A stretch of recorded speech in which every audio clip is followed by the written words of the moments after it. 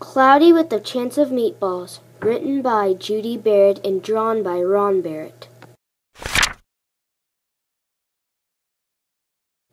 Cloudy with a Chance of Meatballs, written by Judy Barrett and drawn by Ron Barrett. We were all sitting around the big kitchen table. It was Saturday morning, pancake morning. Mom was squeezing oranges for juice. Henry and I were betting on how many pancakes we each could eat, and Grandpa was doing the flipping.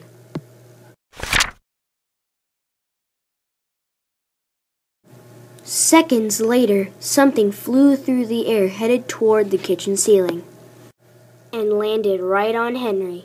After we realized that the flying object was only a pancake, we all laughed, even Grandpa. Breakfast continued quite uneventfully. All the other pancakes landed in the pan, and all of them were eaten, even the one that landed on Henry. That night, touched off by the pancake incident at breakfast, Grandpa told us the best tall-tale bedtime story he'd ever told. Across an ocean, over lots of huge bumpy mountains, across 3 hot deserts and 1 smaller ocean,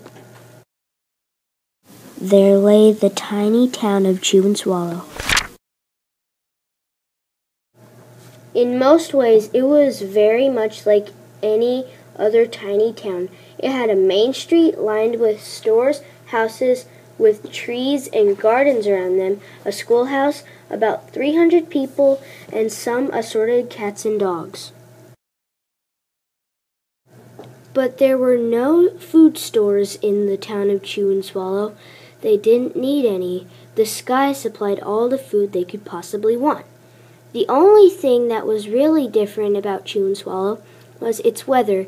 It came 3 times a day, at breakfast, lunch, and dinner. Everything that everyone ate came from the sky.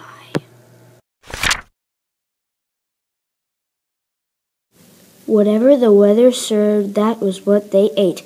But it never rained rain, it never snowed snow, and it never blew just wind. It rained things like soup and juice. It snowed mashed potatoes and green peas, and sometimes the wind blew in storms of hamburgers.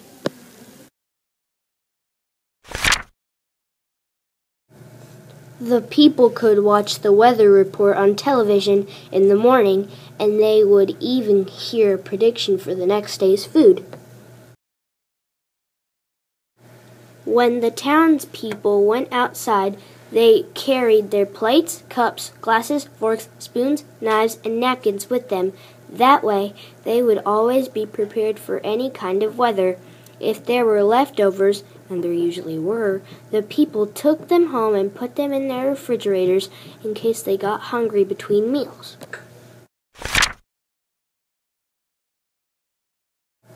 The menu varied. By the time they woke up in the morning, breakfast was coming down. After a brief shower of orange juice, low clouds of sunny side-up eggs moved in, followed by pieces of toast. Butter and jelly sprinkled down for the toast, and most of the time it rained milk afterwards. For lunch one day, frankfurters already in their rolls blew in from the northwest at about 5 miles an hour. There were mustard clouds nearby. Then the wind shifted to the east and brought in baked beans. A drizzle of soda finished off the meal.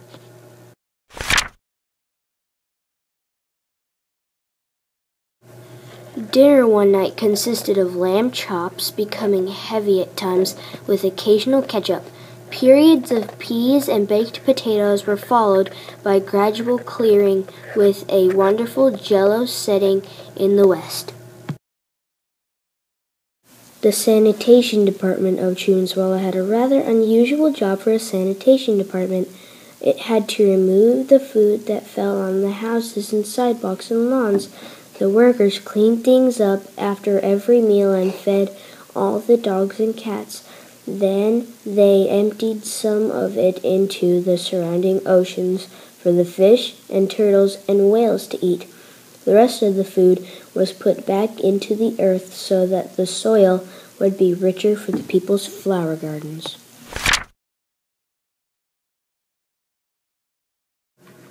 Life for the townspeople was delicious until the weather took a turn for the worst. Spaghetti ties up the town!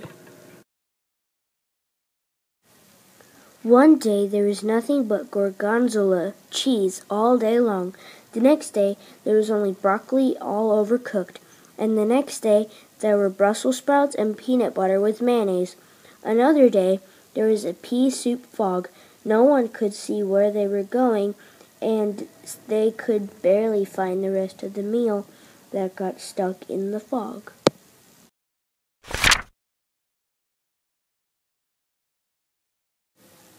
The food was getting larger and larger, and so were the portions. The people were getting frightened. Violent storms blew up frequently. Awful things were happening.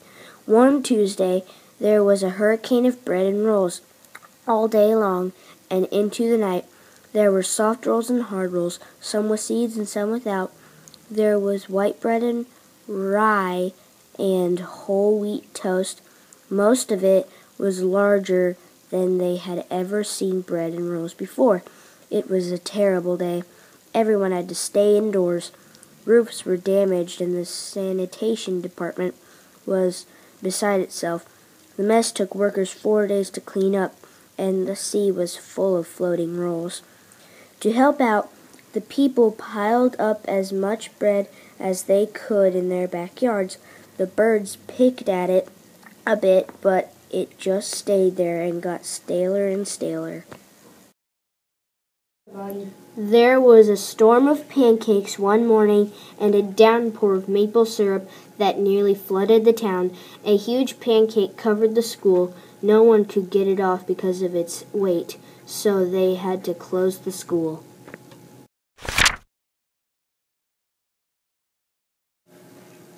Lunch one day brought 15-inch drifts of cream, cheese, and jelly sandwiches. Everyone ate themselves sick, and the day ended with a stomachache. There was an awful salt and pepper wind accompanied by an even worse tomato tornado.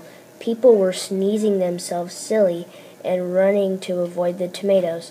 The town was a mess. There were seeds and pulp everywhere.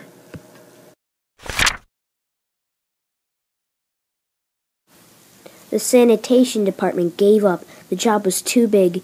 Everyone feared for their lives. They couldn't go outside most of the time. Many houses had been badly damaged by giant meatballs. Stores were boarded up, and there was no more school for the children.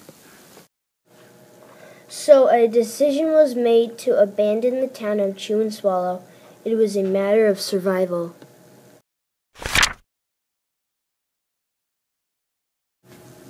The people glued together the giant pieces of stale bread sandwich style with peanut butter, took the absolute necessities with them, and set sail on their rafts for a new land.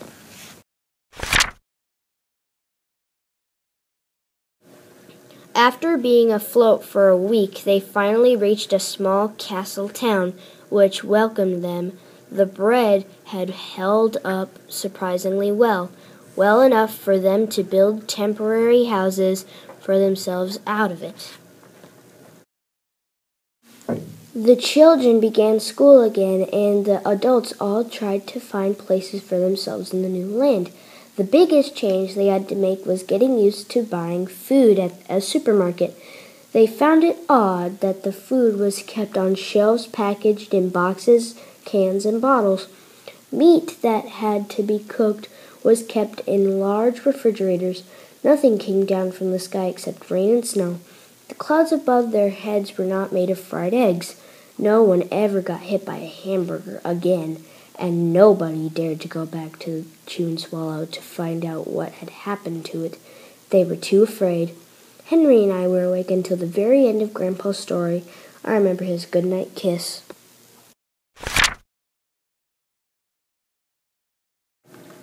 The next morning, we woke up to see snow falling outside our window. We ran downstairs for breakfast and ate it a little faster than usual so we could go sledding with Grandpa. It's funny, but even as we were sliding down the hill, We thought we saw a giant pat of butter on the top, and we could almost smell mashed potatoes.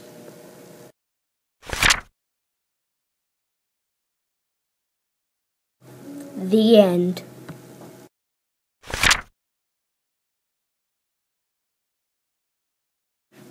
The weather is delicious in the town of Chew and Swallow.